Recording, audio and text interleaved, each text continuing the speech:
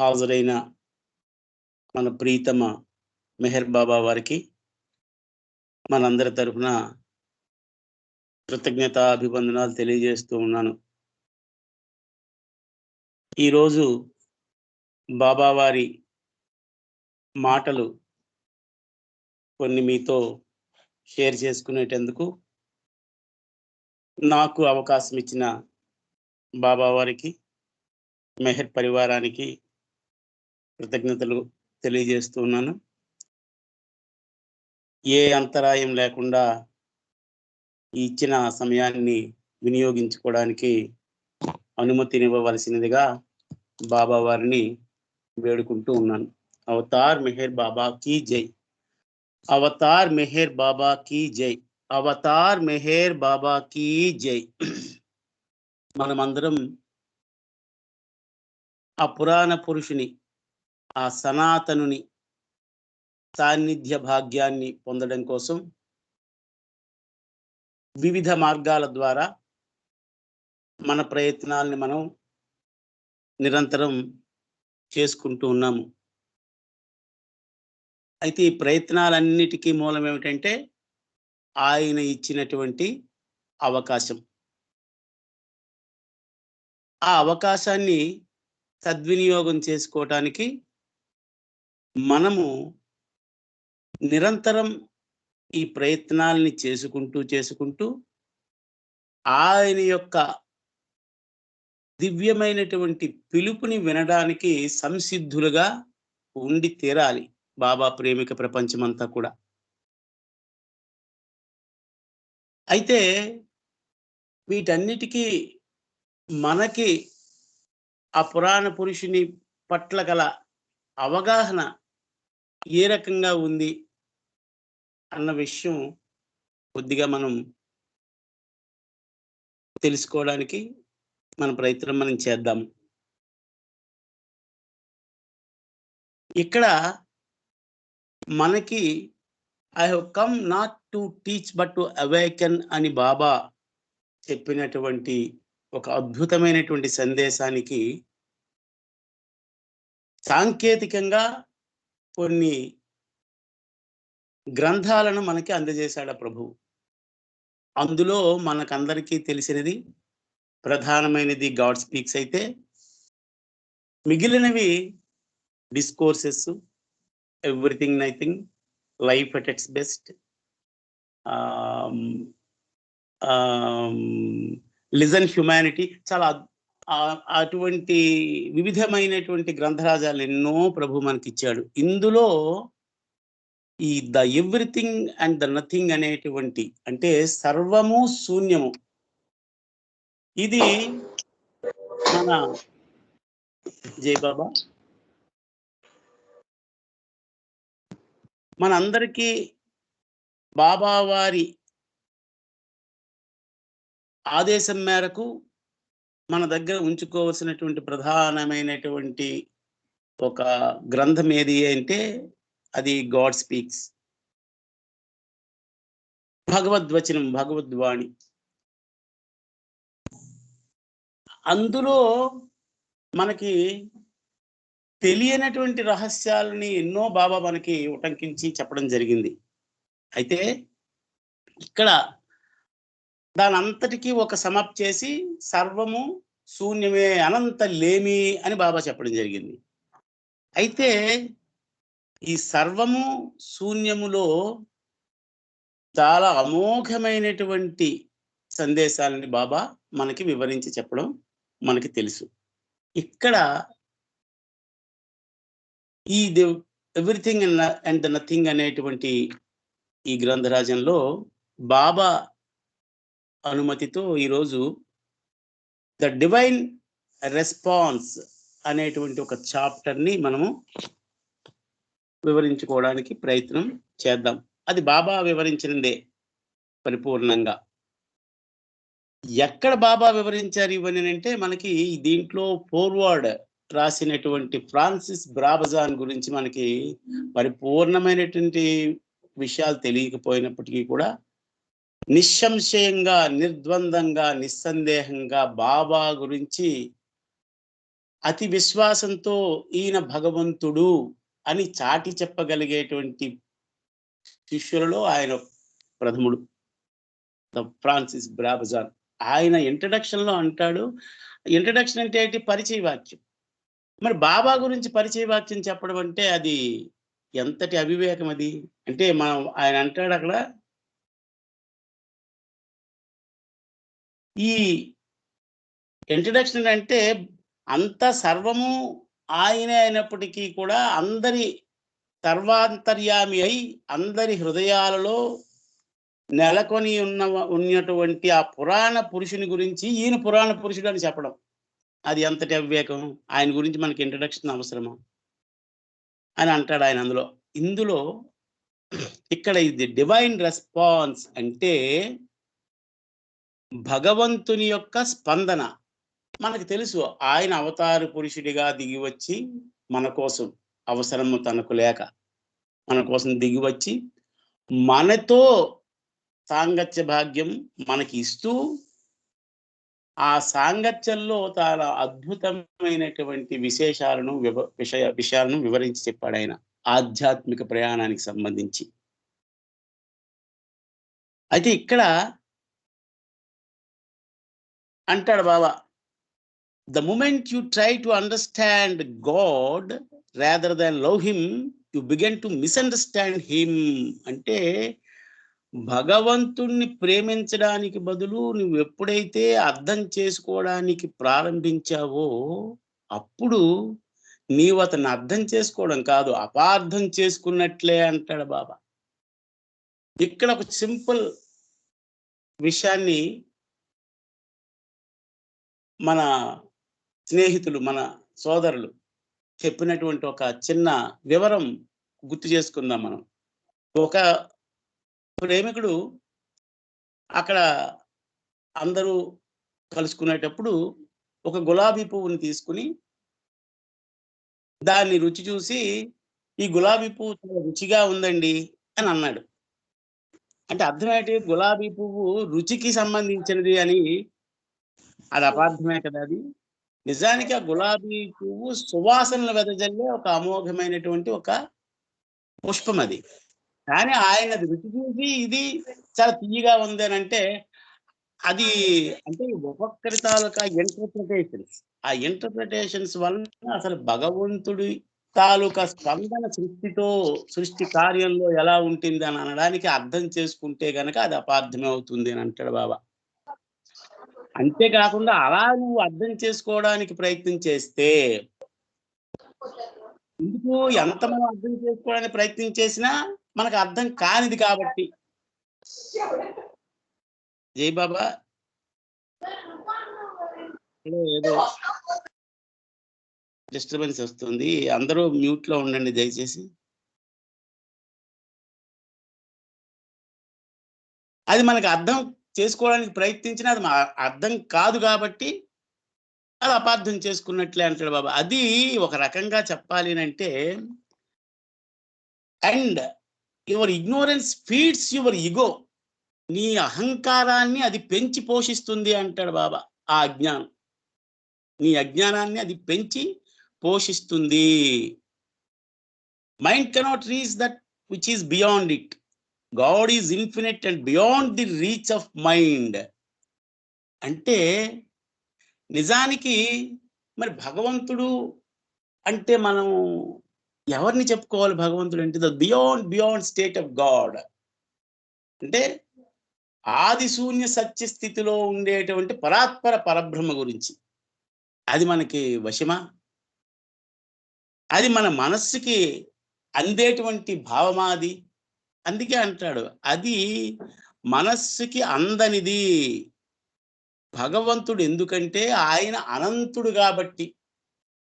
అనంతుడంటే సాధారణమైన వాడా?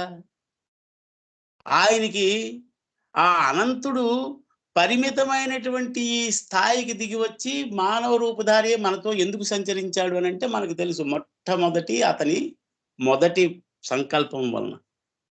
కనుక భగవంతుడు మనకి అందనివాడు. మనసుకి ఒక రకంగా చెప్పాలంటే, అర్థం చేసుకోవాలంటే అర్థం కానిది. ఎందుకంటే అది పరిమితికి లోబడింది కాదు కాబట్టి.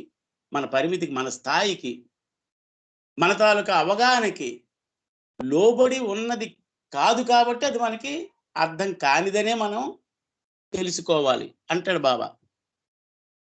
The divine will that brought forth this infinite illusion expresses itself in all its purity through me to make you turn away from illusion towards God consciousness. అంటే ద డివైన్ విల్ అంటే భగవంతుని యొక్క సంకల్పం. ఆ సంకల్పం మనకందరికీ తెలుసు. ఈ సంకల్పం ఆది ప్రేరణ అంటాం. ఆది సంకల్పము అని అంటాము. దానినే ఆది సంస్కారము అని అన్నాం మనం గాడ్ స్పీక్స్ పరిచయం వలన. అక్కడేంటి, అన్నీ ఉన్నవా స్థితి అయినప్పటికీ కూడా ఏమీ లేని స్థితిలో ఉన్నటువంటి ఆ స్థితికి కలిగినటువంటి ఒక విలాసము. ఆ విలాసమే ఆయన యొక్క ఇచ్ఛ, ఆయన యొక్క సంకల్పం. ఆ సంకల్పం వలన, ఈ సంకల్పం వలన ఏది బయటికి ఉద్భవించింది అని అంటే ఇల్యూజన్, మాయ మాత్రమే ఉద్భవించింది. అది మనకు తెలుసు. మరి ఆ ఉద్భవించినటువంటి మాయ నీకు ఏం చేస్తుంది, భగవంతుడి నుంచి దూరం చేయడానికే ప్రయత్నం చేస్తుంది అది. అయితే ఇక్కడ ఆ భగవంతుని సంకల్పం వలన మాత్రమే ఈయన తాను అవతార పురుషుడిగా దిగి వచ్చాను అని మనకి ప్రకటించేటట్లుగా చేస్తుందా ఆయన ఇచ్ఛ అంటాడు బాబా. ఎందుకు, నిన్ను మాయ వైపు నుంచి, అంటే నిన్ను అంటే ఈ సకల మానవాళిని, సకల చరాచర జీవరాశిని కూడా, చర అచర, జీవం ఉన్నది నిర్జీవమైనది అయినటువంటి సకల స్థితుల్ని, ఆ విషయాల్ని, ఆ వస్తువుని అది మాయవైపు ఎప్పుడు లాగుతూ ఉంటుంది కనుక నిన్ను మాయవైపు నుండి భగవంతుని యొక్క చైతన్యం వైపు మరల్చేలా నేను దిగి రావడం జరిగింది. అది భగవంతుని సంకల్పం వలన. అది ఇక్కడ ప్రకటితమయ్యింది అని అంటాడు బాబా. చూడండి అది ఎంతటి లోతైనటువంటి అర్థాన్ని స్ఫురింపజేస్తుందో అది.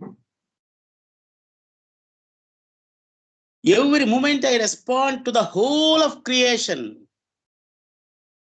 ప్రతి క్షణం అంటాడు బాబా, ప్రతి క్షణం యావత్తు ఈ సృష్టినంతటినీ కూడా నేను నిరంతరం దానికి స్పందిస్తూ ఉంటాను. అంటే సకల చరాచర జీవరాశికి కూడా,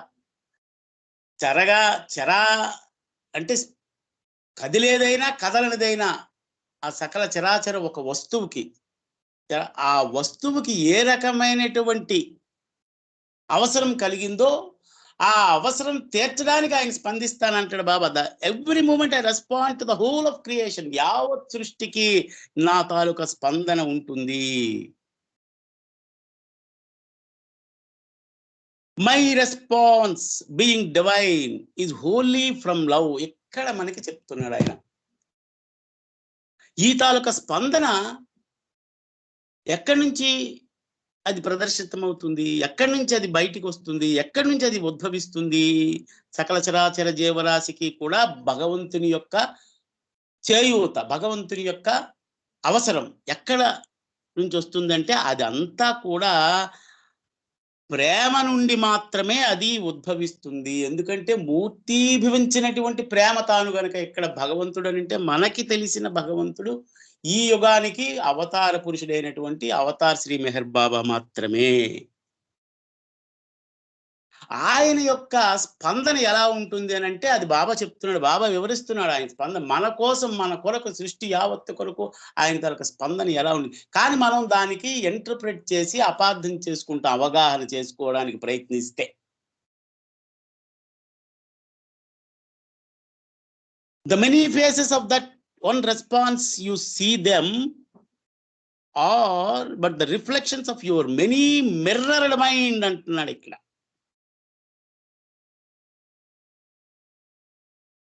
ఇదంతా కూడా ప్రేమ నుండి మాత్రమే ఉద్భవిస్తుంది అని మనకి నిర్ద్వందంగా చెప్పినటువంటి ఆ పురాణ పురుషుడు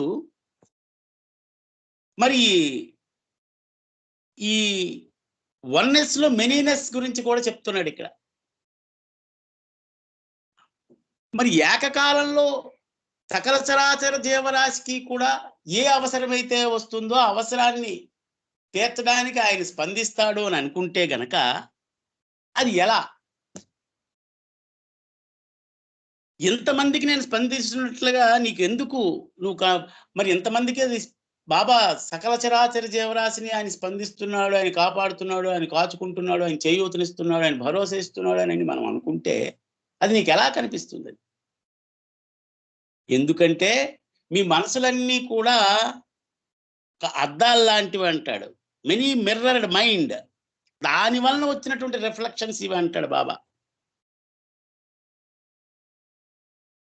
అంటే అందులో ఒక దీనికి ఒక మనం భౌతికంగా స్థూల జగత్తులో మనం చెప్పుకోవాలనుకుంటే ఈ ఫోటోగ్రఫీ ట్రిక్. మన ఒక సినిమాలో మనం చూస్తాం, ఒకడే ఇలా దూకుతాడు, కానీ ఆ దూకిన వాడు కొన్ని వేల మంది దూకుతున్నట్లుగా ఒకేసారి ఒక ఫోటోగ్రఫీ ట్రిక్ ఉంటుంది అక్కడ. అంటే దానివల్ల ఏంటి, వివిధ రకాలైనటువంటి అద్దాలని అక్కడ ఉపయోగించి దానివల్ల ఒకడనే అన్ని రూపాల ద్వారా, అంటే ఒకడే అన్ని రూపాలు చెందినట్లుగా భ్రమిస్తాం మనం. అట్లా ఎన్నో అలా దర్పాలు ఉండడం వల్ల నా చర్యలన్నీ కూడా మీకు అలా వేల కొలది ఉన్నట్లుగా విభిన్నమైనటువంటి రీతిలో మీకు కనిపిస్తుంది అంటాడు బాబా. You view and judge my actions from your level of understanding and attempt to differentiate them in the light of your own limited standards of values. అక్కడ మన యొక్క ఈ అవగాహనకి సంబంధించినటువంటి దీన్ని బట్టి చూస్తే బాబా అంటాడు, ఇదంతా బాబా మనకి చెప్తున్నటువంటి వివరణే. నీ స్థాయిని బట్టి, అంటే మన స్థాయిని బట్టి, నీకుండేటువంటి అవగాహన స్థాయిల్ని బట్టి, నీకున్నటువంటి పరిమితమైనటువంటి అవగాహన విలువల స్థాయిని బట్టి ఎప్పుడూ కూడా నేను చేస్తున్నటువంటి చర్యలన్నింటినీ కూడా విశ్లేషించడానికి నువ్వు ప్రయత్నిస్తుంటావు.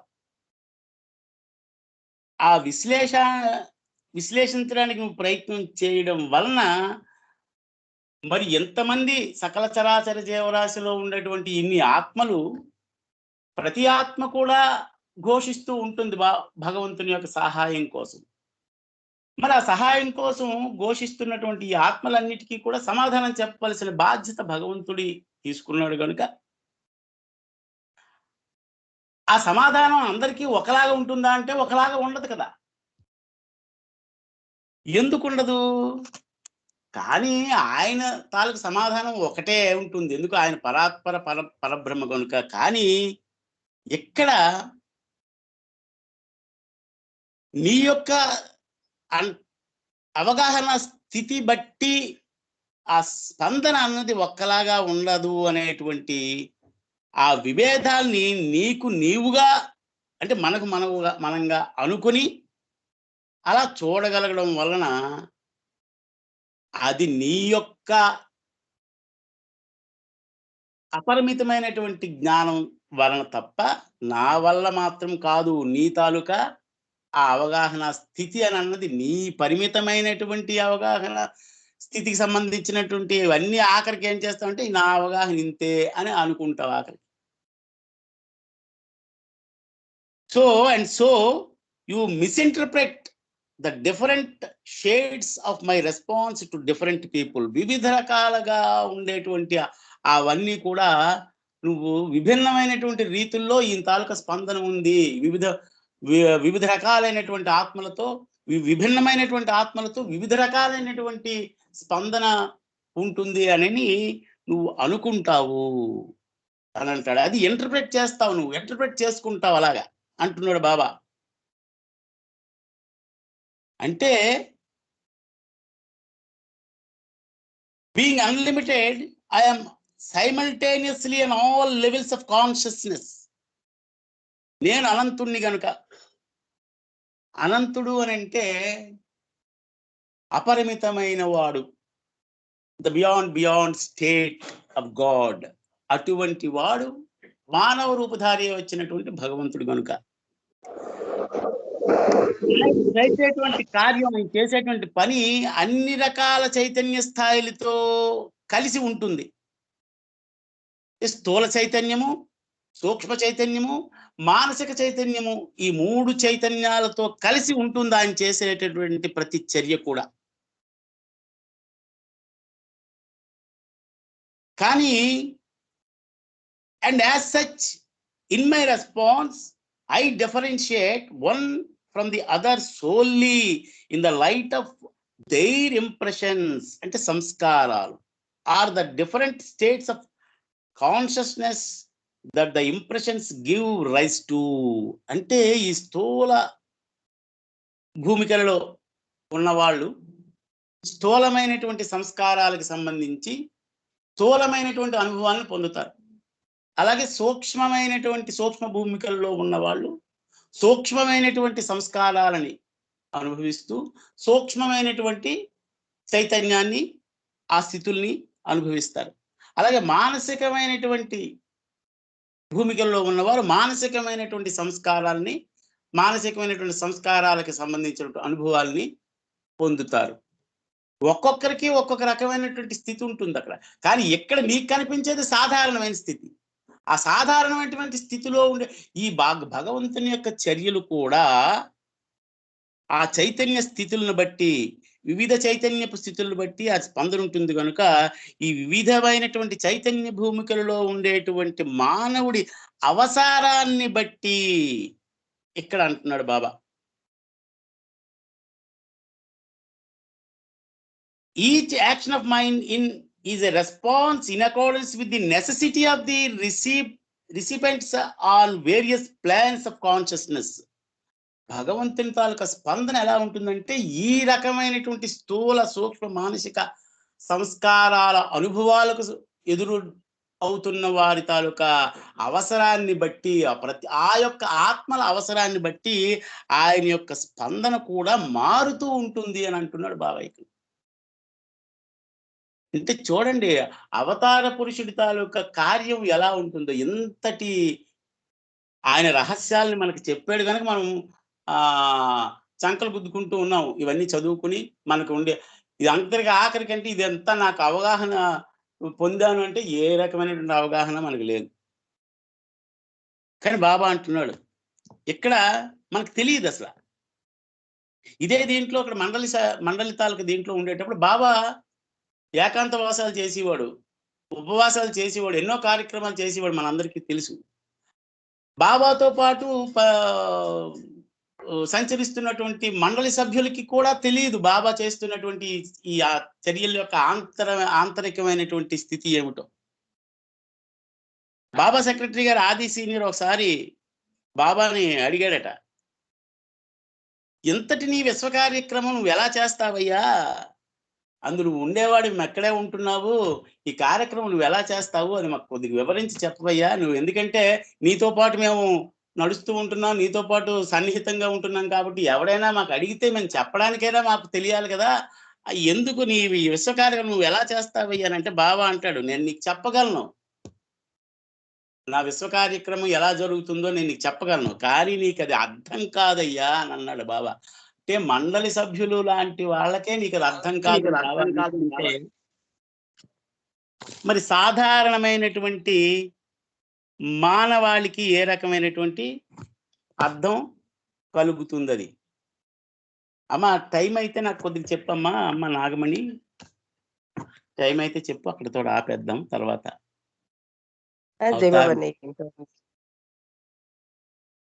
ఇంకా 5 minutes ఉందన్నయ్య. 8 minutes ఉంది. జై బాబా. జై బాబా. సో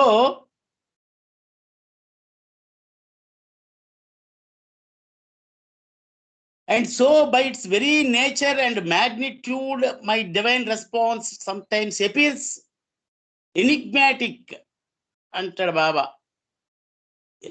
అంటే సాధారణమైనటువంటి మానవునికి ఇదట ఈ బాబా చేసినటువంటి చర్యలన్నీ కూడా సాధారణంగా ఆయన తాలూకా దివ్యమైనటువంటి ప్రణాళిక వలన, దివ్యమైనటువంటి స్పందన గురించి సాధారణమైన మానవుడికి అది చిక్కు ప్రశ్నలాగే అనిపిస్తూ ఉంటుందట. ఆయన తాలూకా ఈ స్పందన కానీ, ఆయన తాలూకా యాక్షన్స్ కానీ. అందుకని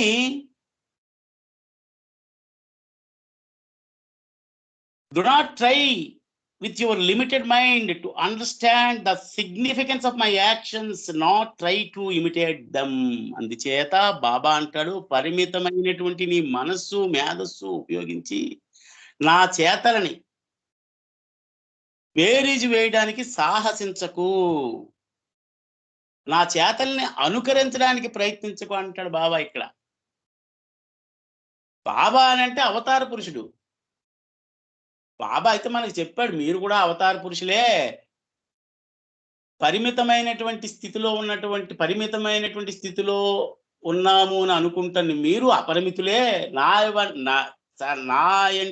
నాకు కలిగినటువంటి అపారమైనటువంటి స్థితి మీకు కూడా ఉన్నది, కానీ మీకు ఎరుకు లేదు కాబట్టి అని అన్నప్పటికీ కూడా ఈ మాయతో బంధించబడి ఉన్న మనమందరం కూడా, కానీ బాబా ఇలా చేశాడు కాబట్టి మనం కూడా అలా చేస్తే ఎలా ఉంటుంది అని don't not try to imitate them అంటాడు బాబా.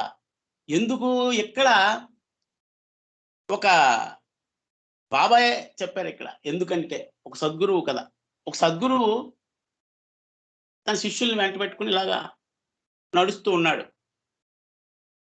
నడుస్తూ ఉంటే ఒక స్వీట్ షాప్ ఓనర్ ఆ సద్గురువుకి ప్రణమిల్లి, స్వామి నా దుకాణంలో మిఠాయి స్వీకరించండి అని అడిగాడట. వెంటనే సద్గురువు ఆ దుకాణదారు తాలూకా విన్నపాన్ని విని ఒక మిఠాయి తీసి నోట్లో పెట్టుకున్నారు. ఆయన నోట్లో తిన్నారు. ఆ మిగతా శిష్యులందరూ కూడా ఆ గురువు గారు తిన్నారు కాబట్టి అని వాళ్ళు కూడా ఒక్కొక్క మిఠాయి తినేశారు. ఈయన నవ్వుకున్నాడు. ఆయన అలా కొద్ది దూరం వెళ్తుంటే అక్కడ ఒక కమ్మరి ఒక ఇనప ముక్కని కాల్చి బాగా వేడైంది. అది దాన్ని ఏదో ఒక ఆకృతి ఇచ్చేయటం కోసం అది బాగా కాల్చి దాన్ని ఇచ్చేయడం చేస్తే అందులో వేడిగా ఉన్నటువంటి ఆ ఇనప ముక్కని నోట్లో వేసుకుని మింగాడు ఈయన. మరి వీళ్ళు వెర్రివేధవల్లాగా చూస్తారు తప్ప గురువు గారు అది చేశారు కాబట్టి ఆ ఇనప మొక్కని అప్పుడు అడిగాడు, ఆ ఇనప మొక్క మీరు తినలేదంటే, అది మేము ఎలా తింటాం గురువు గారు అంటే, మరి ముందు మీరు ఆ మిఠాయి ఎలా తిన్నారయ్యా అంటే, ఒక సద్గురువు చేసినటువంటి ఆ చర్యలనే చేయలేని స్థితిలో ఉండేటువంటి మనము అవతార పురుషుడైనటువంటి ఆ పరాత్పర పరబ్రహ్మని, ఆ పరమేష్టి యొక్క చర్యల్ని చేతల్ని చూసుకుని మనం అనుకరించడానికి ప్రయత్నం చేస్తే ఎంతటి సాహసం, అది దుస్సాహసం కదా అది. అందుకని బాబా అంటాడు అక్కడ, you must not do what I do but do what I tell you to do. నా చేతల్ని అనుకరించడానికి ఎప్పుడు కూడా ప్రయత్నించొద్దు. నీకు నేను ఏది చేశానో అది చేయడానికి ప్రయత్నించకు, కానీ నేను ఏది నీకు చెప్పానో అది మాత్రం చెయ్యి. అది ఖచ్చితంగా చేయమంటాడు బాబా. ఏది మనకి చేయమని చెప్పాడంటే, బాబా ఏది మనకి చేయమని చెప్పాడండి? నన్ను ప్రేమించండి అని అంటాడు బాబా. నిరంతరం తనని ప్రేమించమంటాడు. మరి నిరంతరం ఇవన్నీ మనకి చెప్తూ కూడా మీరు ఇలా చేయండి, అలా చేయండి, మీ తాలూకా ప్రాపంచికమైనటువంటి విధులు నిర్వర్తించండి, మీ తాలూకా అవసరాలు తీర్చుకోండి, మీ ఎంటర్టైన్మెంట్స్లో మీకు మీరు ఎంటర్టైన్ చేసుకోండి, ఇవన్నీ అంటూ కూడా నన్ను ప్రేమించండి అబవ్ ఆల్ అని అంటాడు బాబా. అన్నిటికన్నా మించి నన్ను. కానీ అదే మనం చేయడానికి ప్రయత్నం చేస్తున్నామే తప్ప అందులో మనం కృతకృత్యులు కాగలిగేటువంటి స్థితిలో లేకపోతున్నాం మనం. ఇక్కడ అంటే ఇంకా ఉంది చాప్టరు, బట్ టైం ఇక్కడ అయిపోవస్తుంది కనుక ఇక్కడ మనకి బాబా చెప్పింది ఇక్కడ చూడండి. ఇది ఒకటి ఖచ్చితంగా మనం you must not do what I do. నేను చేసిన దాన్ని చేయడానికి, అనుకరించడానికి ప్రయత్నించొద్దు. But do what I tell you to do. To try to bring my every action within the orbit of your understanding is but to understand the limitations of your own understanding. నేను చెప్పిన ప్రతి పనిని నీ పరిమితమైనటువంటి మనస్సు పరిధిలోనికి తెచ్చి తెలుసుకోవడానికి ప్రయత్నిస్తే అది నీ పరిమిత అవగాహన పరిధిలోను తెలుసుకోవటమే తప్ప ఇంకేమీ నీకు తెలియదు అని అంటాడు. ఎవడో ఒకరు మనకి ఇలాగా చెప్పిన నాకు అంతా తెలుసు, నాకు అంతా తెలుసు, అంతా తెలుసు అంటే వాడికి ఏమీ తెలియదనే అర్థం అంటాడు బాబా.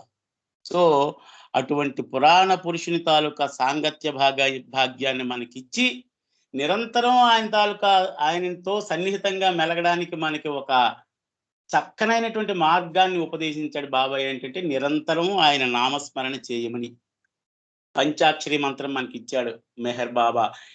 ఆయన అవతార పురుషుడిగా మానవాళితో ఏ రకమైనటువంటి ప్రతి ఒక్క ఆత్మకి ఆయన స్పందిస్తాడు. ఇది గుర్తుపెట్టుకోండి. ప్రతి ఒక్క ఆత్మతో ఆయన అనుసంధానించే ఉంటాడు. ప్రతి ఒక్క ఆత్మ యొక్క అవసరాన్ని ఆయన తీరుస్తాడు. ఇది గుర్తుపెట్టుకోండి. ఆయన మన అవసరాలను తీరుస్తానన్నాడంటే సాధారణమైనటువంటి మాట కాదు, పొల్లు కాదు. అది కోరికలను తీర్చనన్నాడు, కానీ అవసరాలను ఆయన తీరుస్తాడు. ఎవ్రీ నెసెసిటీ ఆఫ్ సెల్ఫ్ ఆయన అటెండ్ అవుతాడు అక్కడ. అందుకు మనం చేయవలసింది ఏంటంటే నిరంతరం ఆయన ఆయన్ని మనం keep me your constant companion. నిరంతరం నన్ను జ్ఞాపకం ఉంచుకో, నన్ను జ్ఞాపకం ఉంచుకో, నన్ను జ్ఞాపకం ఉంచుకో అని బాబా చెప్పడానికి వేరే కారణం ఏంటి కాదు. మనం ఎన్ని తప్పొప్పులు చేసినా ఒక రిపెంటెన్స్ ప్రేయర్ ఇచ్చాడు, బాబా నన్ను క్షమించు అని పశ్చాత్తాప ప్రార్థన ఇచ్చాడు. అయ్యా నాతో ఎప్పుడు నిరంతరం ఉండు, నువ్వు ఫలానా వాడివి, నువ్వు ఫలానా వాడివి అని కీర్తిస్తూ నాతో ఎప్పుడు ఎల్లప్పుడూ ఉండు, నన్ను క్షమిస్తూ ఉండు, నన్ను కాపాడుతూ ఉండు, నన్ను రక్షిస్తూ ఉండు అని ఒక వేడుకో నిరంతరం మనం వినమ్రపూర్వకంగా చేస్తూనే ఉంటాం. అందుకు నా కొంగుని గట్టిగా పట్టుకో, మై డామిన్ ఈజ్ వెరీ స్లిప్పరీ. అది వెరీ వెరీ స్లిప్పరీ, జారిపోతుంది. కానీ ఆయన మనల్ని జారనివ్వడు, ఆయన మనల్ని పట్టుకుంటాడు. కనుక ఆయన మనకిచ్చినటువంటి ఆ అద్భుతమైనటువంటి అవకాశాన్ని మనం వినియోగించుకుంటూ నిరంతరం ప్రభునామాన్ని చేయగలిగే భాగ్యం ఆయనే మనకి ఇవ్వాలని కోరుకుంటూ ఆ నామస్మరణలో మన జీవితాలు ధన్యం చేసుకోవాలని, అలా ఆ ధన్యతని సాధించగలిగే అవకాశం ఇమ్మనమని బాబాను వేడుకుంటూ ఈ అవకాశం ఇచ్చిన మెహర్ బాబా వారికి, మన మెహర్ పరివారానికి నా కృతజ్ఞతలు తెలియజేస్తూ అవతార్ మెహర్ బాబా కీ జై, అవతార్ మెహర్ బాబా కీ జై, అవతార్ మెహర్ బాబా కీ జై. Thank you Baba. Thank you అమ్మ తల్లి. జై బాబా. జై బాబా అన్నయ్య, ఆనంద్ కుమార్ అన్నయ్య చాలా మంచి విషయాలు చెప్పారు. ఎలా ఉండాలి, ఎలా అర్థం చేసుకోకూడదు, ఎలా అనుకరించాలి, చేసుకోకూడదు, బాబా చెప్పిన విధంగానే మనం అన్ని చేయాలి అని చాలా అర్థం అయ్యేటటువంటిగా మీరు చెప్పారు. మీకు జై బాబాలు అన్నయ్య. జై బాబా, మీకు ధన్యవాదాలు. తర్వాత హారతి చేయడానికి మెహర్ రాజేంద్ర గారి ఫ్యామిలీ నుంచి చేయాలండి. జై బాబా. సుప్రియ. జై బాబా. జై బాబా నాన్న. జై బాబా. హారతి చేయమ్మా. జై బాబా. వినపడడం లేదమ్మా. జై బాబా.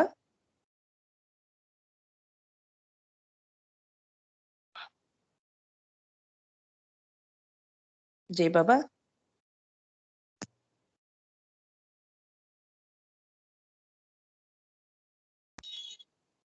జై బాబా.